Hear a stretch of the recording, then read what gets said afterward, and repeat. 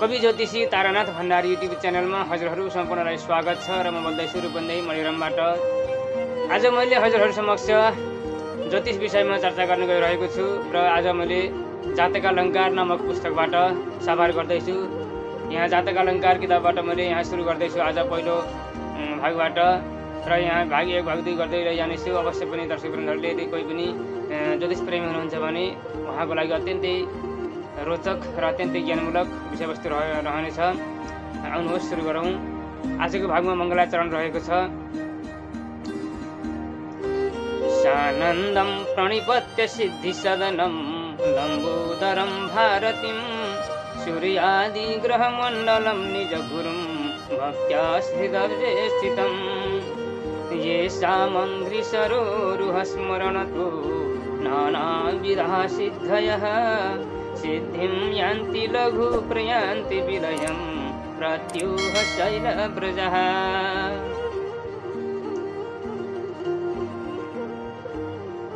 यो पुस्तक यहाँ व्याख्याकार गर्नुभएको छ डाक्टर सुरेश चन्द्र मिश्रज्यूले, ज्योतिषाचार्य MA PhD। यो जातकालंकार वास्तवमा गणेश कविद्वारा विरचित हो र यसलाई केही व्याख्या केही हिन्दीमा अनुवाद गर्नुभएको छ डाक्टर सुरेश चन्द्र मिश्रज्यूले। र यो पुस्तकबाट आज मैले साभार गर्दैछु। पहिलो यहाँ संज्ञा अध्याय भनेर दिएको छ। मङ्गलाचरणमा हजुरहरूले भनिसकेँ, यहाँ हिन्दीमा छन्, मैले हिन्दीलाई नेपालीमा अनुवाद गर्नेछु। हुन त आजकल सबैले हिन्दी पनि बुझ्नुहुने नै छ। नेपालीमा यस्ता किताबहरू मैले प्राप्त गरेको छैन, त्यही भएर हिन्दीको मसँग पुस्तक छ, यसैबाट मैले साभार गर्दैछु। यहाँ भनिएको छ, समस्त सिद्धियों के निवास स्थान स्वरूप श्री गणेश सरस्वती देवी सूर्यादि ग्रह परिवार एवं हृदय में स्थित अपने गुरुवर को आनंदानुभूति पूर्वक प्रणाम करके मैं गणेश कवि प्रस्तुत ग्रंथ की रचना कर रहा हूँ। इन सब के चरण कमलों का स्मरण करने मात्र से ही मनुष्य को सभी सिद्धियाँ प्राप्त होती है और विघ्न रूपी पर्वत समुदाय शीघ्र ही विनष्ट हो जाता है। समस्त सिद्धिहरूको निवास स्थान स्वरूप श्री गणेश सरस्वती र देवी, जहाँ सारे सिद्धिहरू समाइछन्, नवग्रहादि नवनिधिहरू सबै समस्त जगत सृष्टि नै महाकाली महालक्ष्मी महासरस्वती र श्री गणेश माने यहाँ सूर्यादि ग्रह परिवार एवं हृदयमा स्थित आफ्ना गुरुवरलाई आनन्दको अनुभूति गर्दै अनुभूतिपूर्वक प्रणाम गरेर यहाँ गणेश कविले भन्नुभएको छ, म गणेश कवि यो ग्रन्थलाई रचना गर्दैछु भनेर भन्नुभएको छ।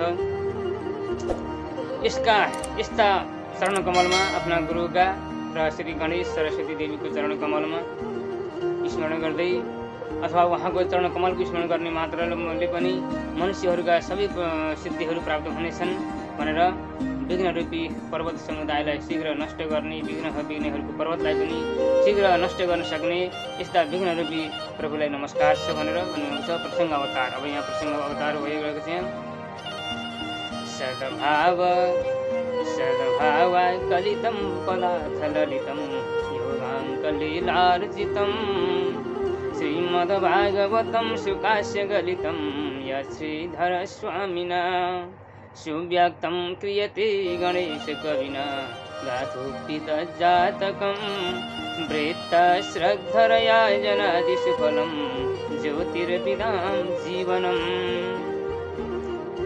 गणेश कवि ने श्रेष्ठ के माध्यम से अपनी प्राकृत रचना और श्रीमद् भागवत में समानता प्रकट की है। यहाँ गणेश कविज्यूले यो जातकालंकार नामक ज्योतिषको अत्यन्तै नामी ग्रन्थ हो।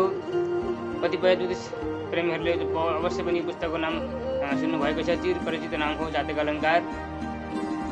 यो जातकालंकार नामक ग्रन्थलाई श्रीमद् भागवतसँग तुलना गर्नुभएको छ र समानता प्रकट गर्नुभएको छ।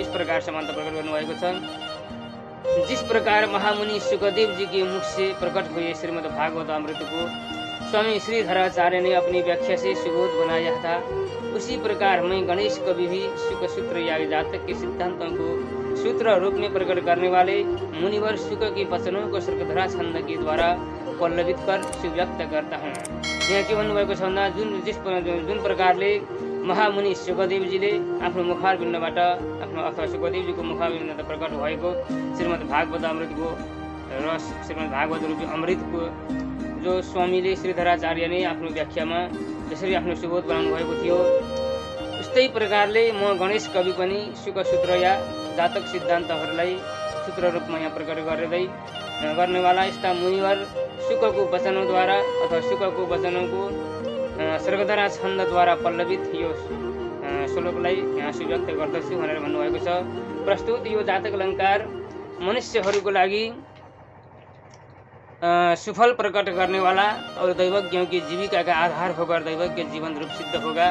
यहाँ सुफल गर्नेवाला किनकि सुफल प्रकट गर्नेवाला र दैवज्ञहरूको लागि जीविकाको पनि एउटा आधार भएर दैवज्ञ रूपी जीवन सिद्ध हुनेछ भनिएको छ।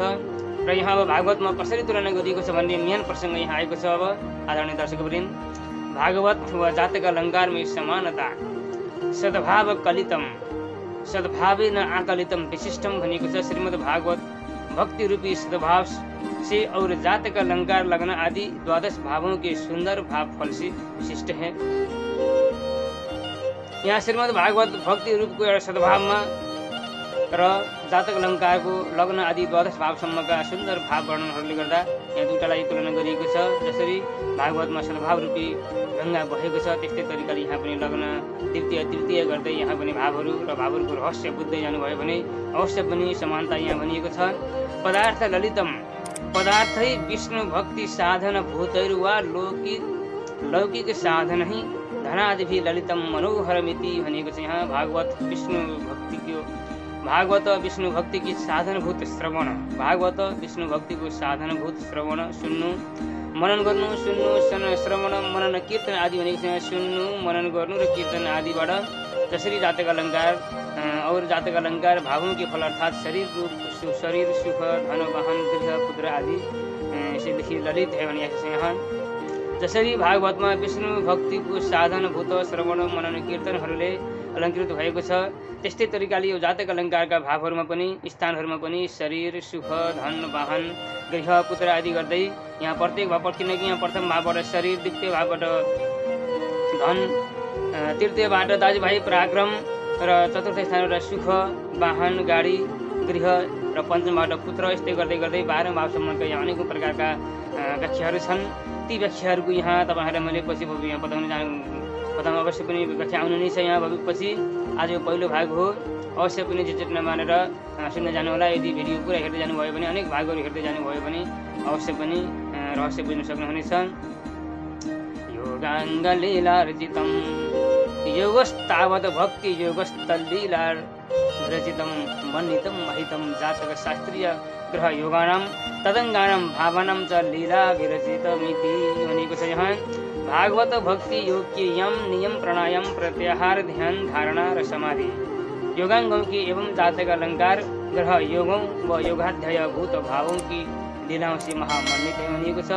जसरी भागवतमा भक्ति योगमा योग यम नियम प्राणायाम प्रत्याहार ध्यान धारणा र समाधि यस्ता योगहरूको बारेमा बताइएको छ त्यस्तै तरिकाले यहाँ जातक अलङ्कार ग्रन्थमा पनि ग्रह योगहरू योगश्रयहरू र भूत भावों की लीलाओं यहाँ भविष्यमा घट्ने घटनाहरू भूत बितिसकेका किनकि तिनै काल यहाँ वर्णन गर्न सक्ने शास्त्र नै ज्योतिषशास्त्र हो। भूत भविष्य र वर्तमानलाई बताउन सक्ने यस्ता कुराहरूका लीलाहरूबाट महिमा मन्वित छ। यहाँ सुकास्यात् गलितम निर्गतम श्रीमद् भागवतम जातकालङ्कारो वा जनादि सुफलम जनादीनां मनुष्य प्रमुखानां प्राणीनां कृति सुफलम तत्फलप्रदमित्यर्थः। यहाँ के भनी भन्दा श्रीमद् भागवत वा जातक अलङ्कारको श्रवण कीर्तन र मनन आदि से सुफल प्रदत्त सुसिद्ध है। जसरी श्रीमद् भागवतमा श्रवण कीर्तन र मनन गरेर सुफल प्रदत्त सुसिद्ध भनिएको छ त्यस्तै तरिकाले जातक अलङ्कारको पनि यहाँ श्रवण कीर्तन मनन गर्नाले यसको साधना गर्नाले यहाँ भाग विषयवस्तुलाई ग्रहण गर्नाले त्यस्तै फल प्राप्त हुन्छ भनिएको छ। ज्योतिर्विदाम जीवनम ज्योति प्रकाश नारायण प्रणव स्वरूप तद्विदाम प्रणवविदाम ब्रह्मविदाम जीवनम जीवात् भूतम पुनश्च ज्योतिर्विदाम दैवज्ञानम जीवनमिति। भागवत ज्योति रूप नारायण की जानकार भक्तों का अथवा जातलंकार ज्योतिर्विदों दैवज्ञों का जीवनभूत है भनियो। किन भन्दा भागवत ज्योति रूप नारायण को जानकार भक्तहरूको नारायणलाई जान्ने वाला नारायणका भक्तहरू यस्ता अथवा जातक अलङ्कार ज्योतिर्विदों भगवान भागवतमा नारायणलाई कृष्णलाई जसरी जान्दा जसरी आनन्दानुभूति हुन्छ त्यस्तै तरिकाले जसरी जातक अलङ्कारको नामक ग्रन्थको यहाँ रहस्य पत्ता लगाउँछ। बिना ज्योतिर्विज्ञमा पनि एकदम ज्योतिर्विज्ञ दैवज्ञको जीवनभूत यहाँ मानिएको छ।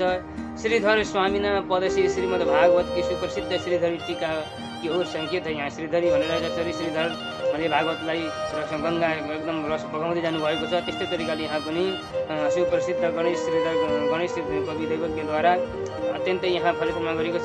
र अब यहाँ ग्रन्थ निर्माणको प्रयोजन भनिएको छ। ग्रन्थ निर्माणको प्रयोजन के हो त?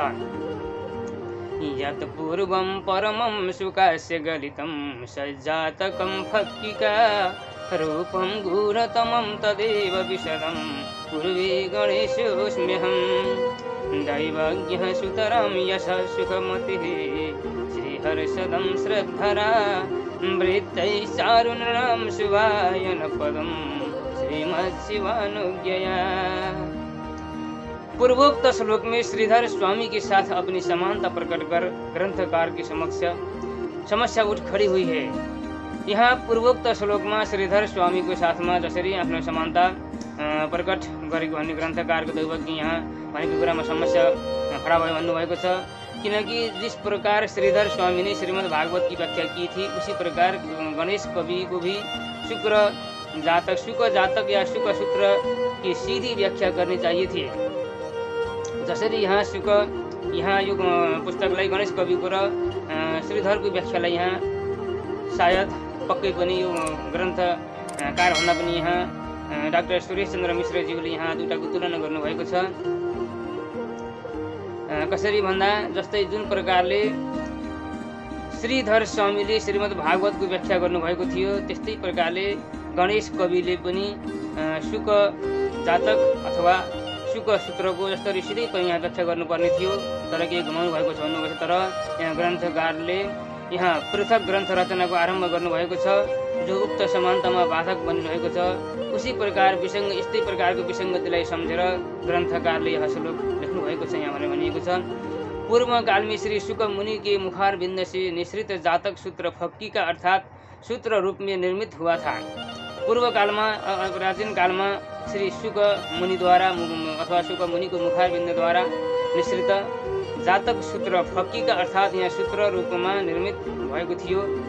उसी कारण वह गूढ़ार्थ युक्त व संक्षिप्त होने के कारण मैं ग्रंथकार कवि दैवज्ञ उक्त जातक सूत्र का श्लोक रूप में विस्तार करता हूँ। यहाँ भन्नुभएको छ, यस्तै कारणले गर्दा यस्तो गूढ अर्थ युक्त र संक्षिप्त भएको कारणले गर्दा म ग्रन्थकार गणेश दैवज्ञ उक्त जातक सूत्रको यहाँ श्लोक रूपमा विस्तार गर्दछु भनेर भन्नुभएको छ। ग्रन्थकार आफ्नो गुरु शिव, किनकि हरेक आफ्ना आराध्य देवता आफ्ना गुरु मान्न पाइन्छ। यहाँले गुरुले शिवलाई मान्नुभएको रहेछ र शिवको आज्ञाबाट यश र सुखको इच्छापूर्वक हर्षप्रद एवं शुभत्व युक्त प्राकृत जातक अलङ्कारको यहाँ श्रद्धरा विरुद्धमा रचना गर्नुभएको रहेछ। संस्कृत शब्द फक्कीका को शाब्दिक अर्थ धीमी गतिमा भनिएको छ। यहाँ एकदम धीमी एकदम बिस्तारै भनिएको रहेछ फक्कीका भनेको अर्थ, संस्कृतलाई फक्कीका भन्ने शब्दको अर्थ। र अतः लक्षण से गूढ़ार्थ युक्त वाक्य या वाक्यांश के लिए भी फक्कीका शब्द का प्रयोग होता है। र कुनै पनि लक्षण अथवा गूढ अर्थ दिनको लागि पनि यहाँ वाक्यमा अथवा कुनै वाक्यांशमा फक्कीका भन्ने शब्द प्रयोग नै भइरहन्छ। शब्द रचनावली की मत से प्रेरणा या संक्षिप्त सूचना देने वाला वाक्य भी उक्त शब्द से बोध्य है। किनकि हाम्रा यस्ता शब्दहरू छन्, अमरकोशमा यति व्याख्या गरिएको छ कि एउटै शब्दबाट अनेकौं अर्थहरूमा लाग्ने गर्दछन्। यहाँ फक्कीकाको अर्थ एकातिर ढिमी गतिको सुस्तपन भनिएको छ भने एकातिर अत्यन्तै संक्षिप्त सूचना एकदम छोटो खालको भन्ने शब्द पनि भनिएको छ। फक्कीका शब्दको अर्थ यहाँ सूत्र भनिएको छ। सूत्रका फक्कीका अर्थका गूढ अर्थ से युक्त संक्षिप्त वाक्य से सुसिद्ध भनिएको छ। यहाँ अब यहाँ अर्को श्लोक आएको छ, भूयांशः सन्ति भूमौ निजमति रचना शालिनः काव्यगुम्भे संख्यावन्तस्तथापि प्रचुर परगुणा नन्दलीलां भजन्ते चञ्चद गाम्भीर्य पद्मावि विबुधं विघटिपेनपिनां जन्म सम्प्राप्ति भूतो मर्यादां न शोकीयां त्यजति किल महान रत्नधामा सरस्वान्। इस भूमि मंडल पर बहुत से लोग अपनी बुद्धि के अनुसार काव्य रचना करते हैं। इस भूमंडल में अपना अनेकौं प्रकारका मानिसहरू बहुत एकदम धेरै भन्दा धेरै मानिसहरूले आफ्नै बुद्धि अनुसार आफ्नै विवेक अनुसारको काव्य रचना गरिरहनु भएकै छ र गरिरहनु हुनेछ। तथापि वे स्वयं कविता शक्ति से युक्त होने पर भी तथापि आफ्नै कविता शक्तिले युक्त कविता काव्य रचना गर्ने शक्ति सबै कुरा हुँदै पनि किसी अन्य की रचना को देखकर प्रसन्नता का अनुभव करते हैं। आफ्नै क्षमता आफ्नै योग्यता सबै हुँदै पनि महान काव्यकार महान कविहरू वा साहित्यकारहरू र सबैको सद्भाव चाहनेहरू सर्वे भवन्तु सुखिनः भन्नेहरू अवश्य पनि अरूको रचना देखेर पनि अरूको कलालाई देखेर पनि अरूको क्षमता योग्यतालाई देखेर पनि प्रसन्नताको अनुभव गर्दछन्। अर्थात् दूसरेको कसैलाई पनि ईर्ष्या अथवा दूसरे की यहाँ की बने दूसरे की इज्जत गुणशालीन रचना को भी देखकर महान व्यक्ति प्रसन्न ही होते हैं। ऐसा उनका स्वभाव या मर्यादा है। जो अहंकारी छन् अहंकारी व्यक्ति अरूको प्रसन्नतामा अरूको प्रगतिमा बाधक बन्दछन्, ईर्ष्या द्वेष आदि गर्दछन् भने महान विद्वजनहरू सज्जनहरू र सबैको भलो चाहनेहरू वसुदैव कुटुम्बकम सोच्नेहरू अवश्य पनि अरूको प्रगतिमा प्रगति नै आफ्नो पनि प्रगति भएको मान्दछन्, किनकि उनीहरूले संसारलाई नै आफ्नो परिवार ठानेका हुन्छन्। जिस प्रकार साक्षात लक्ष्मी पारिजात वृक्ष व गंभीरतापूर्वक गंभीरता आदि गुणों का उत्पत्ति ध्यान महासमुद्र कभी भी अपनी मर्यादा को नहीं लगता, जुन प्रकारले साक्षात लक्ष्मी पारिजात वृक्ष र गंभीरता आदि गुणबाट उत्पत्ति भएका स्थान महासमुद्र कहिल्यै पनि आफ्नो मर्यादाबाट बाँधेका हुन्छन् र आफ्नो मर्यादालाई कहिले पनि पार गरेका हुँदैनन्, मर्यादालाई उल्लङ्घन गरेका हुँदैनन्। उसी प्रकार सत्पुरुष भी क्यों कर अपनी मर्यादा का उल्लंघन करेंगे, त्यसै प्रकारले आफ्ना महान सत्पुरुषहरूले पनि आफ्नो मर्यादालाई कहिले पनि उल्लंघन गर्दैनन्। अर्थात वही अवश्य ही इस जाति का अलंकार का स्वागत करेंगे। त्यस्तै प्रकारले यस्तो परम पवित्र ग्रन्थ जातिका अलंकारलाई पनि विद्वजनहरूले अवश्य पनि स्वागत गर्न नै हुनेछ।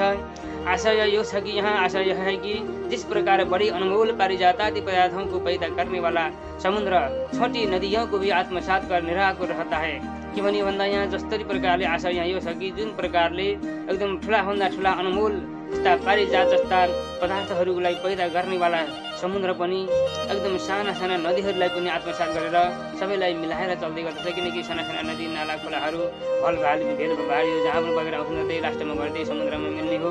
किनकि महासमुद्र भनेको सबैलाई मिलाएर चल्न सक्ने, सबैलाई समाहित गर्न सक्ने र सबैलाई आफैमा समाहित गर्न सक्ने क्षमता जसमा छ ऊ कहिल्यै पनि हुङ्कार गर्दैन। उस्तै प्रकारले श्रेष्ठ रचनाकारले पनि मेरो यस लघु रचनालाई अवश्य पनि आत्मसात गर्नु हुने छ भनेर उहाँ यहाँले भन्नुभएको छ। र अब लग्नको महत्त्व, कुण्डलीमा लग्नको के महत्त्व छ भनेर अब हामी यहाँ ज्योतिष विषयमा आइरहेका छौँ। आदरणीय दर्शकवृन्द, यदि हजुरले धैर्यपूर्वक भिडियो यहाँसम्म सुन्दै आइरहनु भएको छ भने अवश्य पनि यस्ता कुराहरू सुन्न बुझ्न सक्नुहुनेछ। यहाँ भनेको छ देहु द्रव्य पराक्रमौ सुख सुतौ शत्रु करत्रम मृति भाग्यम राज्य पदम क्रमेण गदिता लाभ व्ययौ लग्नतः भावा द्वादश तत्र सौख्य शरणं देहं मतं देहिनां दशमदेव शुभाशुवाक्य फलजः कार्यो बुधैर्निर्णयः। यस्तो राम्रो कुरो छ। यहाँ लग्न आदि 12 भावलाई क्रमशः यहाँ लग्नदेखि 12 भावसम्म क्रमशः यहाँ के भन्यो भन्दा देह धन पराक्रम सुख पुत्र शत्रु स्त्री मृत्यु भाग्य राज्य लाभ एवं व्यय भनेर यहाँ भनेको छ। प्रथम भावलाई देह शरीर, प्रथम भावबाट देह शरीरको विचार गर्नु, धन स्थानबाट धन हेर्नु, दोस्रो स्थानबाट वाणी हेर्नु र तेस्रो स्थानबाट पराक्रम हेर्नु, चौथो स्थानबाट सुख हेर्नु, माता हेर्नु, जग्गा जमिन हेर्नु। व्याख्या धेरै छ यहाँ एकदम सर्कलमा बताइएको छ।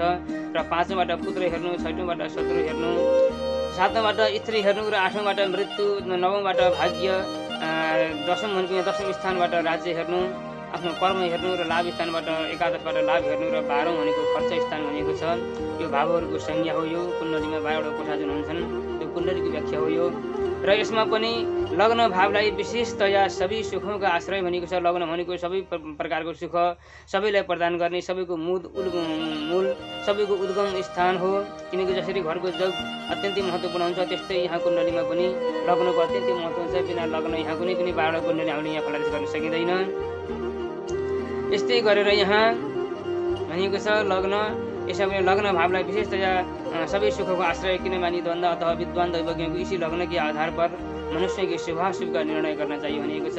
किनकि कुनै पनि विद्वान दैवज्ञहरूले यसै लग्नको आधार मानेर लग्नलाई लग्नको मालिक कहाँ गएर बसेको छ, के कस्तो छ, लग्नको स्थिति के कस्तो छ भनेर यहाँ लग्नमा बस्ने ग्रह, लग्नलाई हेर्ने ग्रह, लग्नको भाव कहाँ गएर कुन अवस्थामा बसेको छ, यी सबै कुराहरूलाई विचार गरेर अवश्य पनि ज्योतिर्विदहरूले अवश्य पनि विचार गर्नुपर्ने कुरा यहाँ बताइएको छ। त्यस्तै गरेर अब यहाँ भनिएको छ ग्रन्थकारले यहाँ लग्न के महत्त्वको रेखाङ्कित किया है भनेको छ। ग्रन्थकारले यहाँ लग्नको महत्त्वलाई रेखाङ्कित गर्नुभएको छ। वास्तवमा लग्नको बलाढ्य हुने पर अन्य कोही न्यूनताएँ दब जाती हुन्, किनकि लग्न जब बलवान छ शरीरमा तपाईँ तन्दुरुस्त एकदम स्फूर्त हर प्रकारले तपाईँ योग्य हुन्छ, आरोग्य प्रदान तपाईँमा छ भने हर प्रकारको दुःखसँग लड्न सक्ने क्षमता, सबै कुरा आत्मबल धैर्य बल, किनकि सबै कुरा तपाईँमा छ भने लग्नको आधारबाट नै यी सबै कुराहरू परिमार्जित हुने हुँदा, लग्नबाट यी सबै कुराहरू विचार गरिने हुँदा सानातिना झिना मसिना कुराहरू यहाँ लग्नले दबाइदिने गर्दछ। अर्थात् सबै फलनको भोग शरीरबाट नै भएको हुन्छ र सबैको माध्यम शरीरद्वारा नै क्रियाशील हुने गर्दछन्, किनकि कारणकर्ता भोक्ता सबै कुरा यो शरीरको माध्यमबाट नै हुने हुँदाखेरि यही कारणबाट कर्माश्रय फलाश्रय, कर्म र आश्रय अथवा फलको आश्रय पनि मानिएको छ। यसलाई यसको बलवत्ता वास्तवमा मनुष्यको भाग्य नै सुख धन अथवा आयु सबै कुरालाई भोग गराउनेवाला, सबै प्रकार प्रदान गर्नेवाला, सिधा भोग गर्नेवाला भनेर सङ्केत गरिएको छ।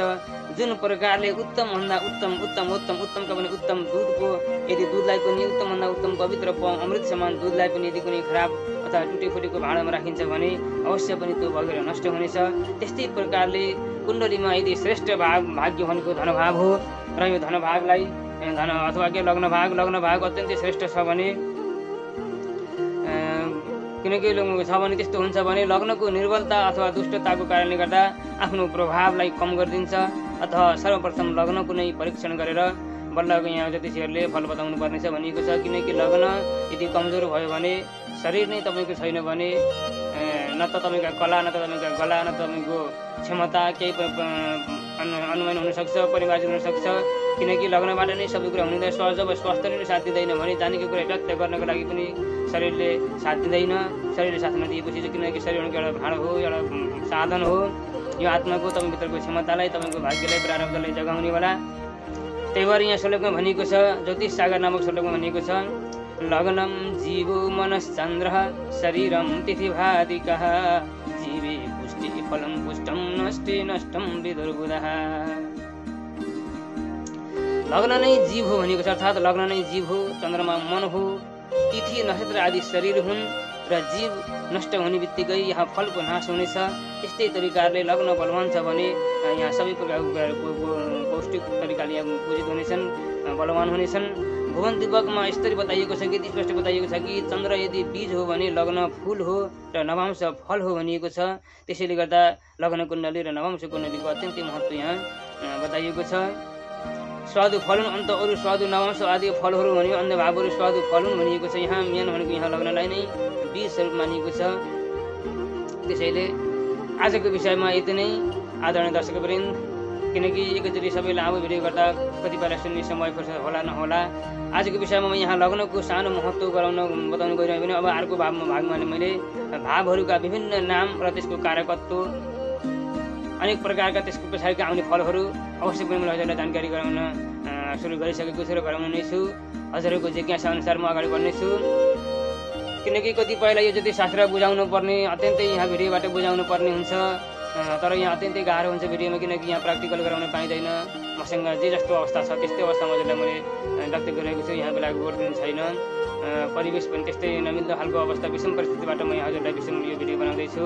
किनकि अलिकति नजिक हुन पाएको भए यदि हजुरहरू कुनै पनि यो नजिकको यहाँ म मणिराम रूपन्देही मणिकामा छु भने हजुरहरू आकाशमा हुनुहुन्छ भने अवश्य पनि भेटेर पनि यहाँ सम्पर्क गर्न सक्नुहुनेछ। अत्यन्तै नजिक राम्रो तरिकाले बुझ्न सक्नुहुनेछ। यदि कसैले अनलाइन ज्योतिष सिक्न चाहनुहुन्छ भने पनि सिक्न सक्नुहुनेछ। तर जति वास्तविकता यहाँ नजिक आएर हुन्छ त्यति त हुँदैन। तर पनि 2 महिने 3 महिने कोर्समा तपाईँले सामान्य आफ्नो बेसिक कोर्स गर्न सक्नुहुनेछ, सामान्य शुल्कमा पनि। र यस च्यानलबाट नित्य निरन्तर रूपमा ज्योतिष, अध्यात्म, साहित्य, वास्तु, हस्तरेखा, अङ्क ज्योतिष, सपना र सगुन जस्ता विभिन्न आध्यात्मिक प्रेरणादायी भिडियोहरू, यहाँबाट आयुर्वेदिक टिप्सहरू, तन्त्र मन्त्र यन्त्र, कुनै पनि कथा प्रवचन भजनहरू, हरेक प्रकारका यहाँ भिडियोहरू मैले राखिरहेको छु र राखिरहनेछु। आफूले जाने बुझेको अनुसार आफ्नो अनुभूतिहरू अनेक प्रकारका विभिन्न अनलाइन वेबसाइटहरूबाट खोज गरेर भए पनि, जहाँ जसरी भए पनि अनेक प्रकारका पुस्तकहरू, ग्रन्थहरूबाट खोज गरेर जे जति प्राप्त आफूलाई छ त्यो ज्ञान आफ्नो भएको ज्ञानहरू हजुरलाई दिन चाहन्छु, हजुरहरूसम्म पुर्याउन चाहन्छु। तर कतिपय अवस्था विषम परिस्थितिले गर्दा कहिले समय मिल्दैन, कहिले स्वास्थ्यले साथ दिँदैन, कहिले भाग्यले साथ दिँदैन, कहिले समयले साथ दिँदैन। हरेक प्रकारका विघ्न बाधाहरूको बावजुदमा पनि जे जति सक्दै आइरहेको छु, राख्दै गइरहनेछु, राखिरहनेछु। हजुरहरूको साथ सपोर्ट, अमूल्य सल्लाह र सुझावको खाँचो परिरहनेछ। अवश्य पनि आफ्नो अमूल्य सल्लाह र सुझाव दिन नबिर्सनु होला, आफ्नो जिज्ञासा राख्न नबिर्सनु होला। यदि आफ्नो जन्मकुण्डली चिनारी देखाउन चाहनुहुन्छ भने अवश्य पनि सम्पर्क गर्न सक्नुहुनेछ।